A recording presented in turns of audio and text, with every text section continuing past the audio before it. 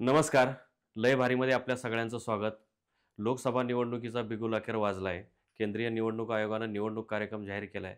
देशात 60 टप्प्यांमध्ये निवडणुका होणार आहेत. पहिल्या टप्प्यातलं मतदान 19 एप्रिलला होईल. दुसरा टप्पा 26 एप्रिल, तिसरा टप्पा 7 मे, चौथा टप्पा 13 मे, पाचवा टप्पा 20 मे, सहावा टप्पा 25 मे आणि सातवा टप्पा 1 जून अशा मतदानाच्या तारखा आहेत. आपल्या महाराष्ट्रात 5 टप्प्यात मतदान होणार आहे. निवडणुकीचा निकाल 4 जूनला लागणार आहे. मागच्या वेळी मे महिन्यात निकाल जाहीर झाला होता. यावेळी तो दीड एक महिना लांबणीवर जाईल. 16 जूनला 17व्या लोकसभेची मुदत संपेल.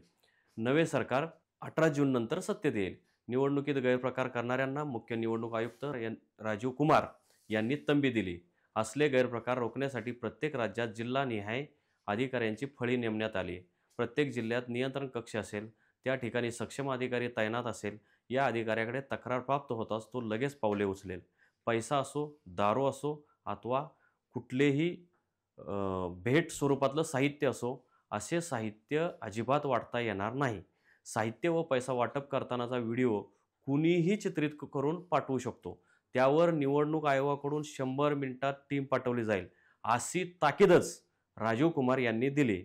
हिंसा तर अजिबात खपवून घेतली जाणार नाही. हिंसामुक्त निवडणुका राबवणं ही आमची जबाबदारी आहे, असं सांगत मसल पॉवर, मनी पॉवर रोखण्याचं आवाहन मुख्य निवडणूक आयुक्तांनी केलंय. यासोबतच 2 वेळा मतदान करणाऱ्यांवर कठोर कारवाई केली जाईल. पैशाचा दुरुपयोग होऊ देणार नाही. दारू आणि साड्या वाटपावर आमची नजर राहणार आहे. असे प्रकार करणाऱ्यांवर कारवाई केली जाईल, असंही त्यांनी सांगितलंय. यावेळी त्यांनी विविध वर्गातील मतदारांची आकडेवारीही जाहीर केली. देशभरात 97 कोटी मतदारांची नोंदणी झाली आहे बरं का. त्यात 49.7 कोटी पुरुष, 47.1 कोटी महिला मतदार आहेत. 85 लाख नव्या महिला मतदारांची नोंद झाली. 1.82 कोटी म्हणजे जवळजवळ 2.2 कोटीपेक्षा जास्त नवीन मतदार पहिल्यांदाच मतदान करणार आहेत. 12 राज्यात महिला मतदारांचं प्रमाण पुरुषांपेक्षा जास्त आहे.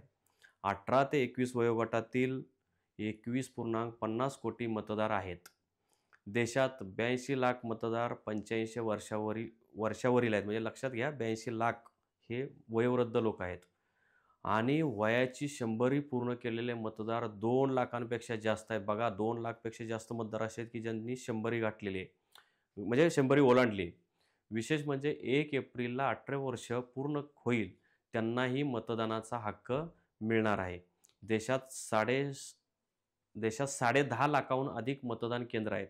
मतदान केंद्रांवर पिण्याचं पाणी, शौचालय, व्हीलचेअर म्हणजे दिव्यांग मतदारांसाठी व्हीलचेअरची सुविधा करण्यात येणार आहे.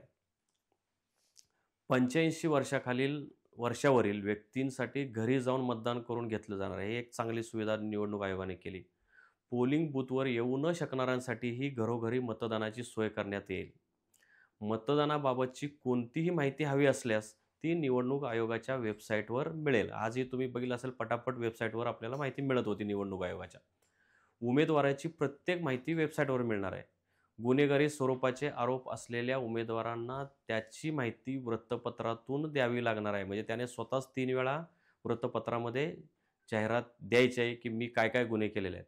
तसेच निवडणूक आयोगाच्या साईटवरही गुन्हेगारांची माहिती राहणार असल्याचे मुख्य निवडणूक आयुक्त राजीव कुमार यांनी सांगितलंय. धन्यवाद. तुम्हाला आमचा हा व्हिडिओ आवडलाच असेल. हा व्हिडिओ आवडला असेल तर तुम्ही शेअर करा. आमचा यूट्यूब चॅनल सबस्क्राईब करा. आणि जर तुम्ही फेसबुकवर जर बघत असाल तर तिथं फॉलो करा. आणि तुम्हाला कुठले विषय आवडतात तेही आम्हाला कळवत जा. आम्ही तुमच्या आवडीचे विषय जरूर प्रसिद्ध करू. धन्यवाद.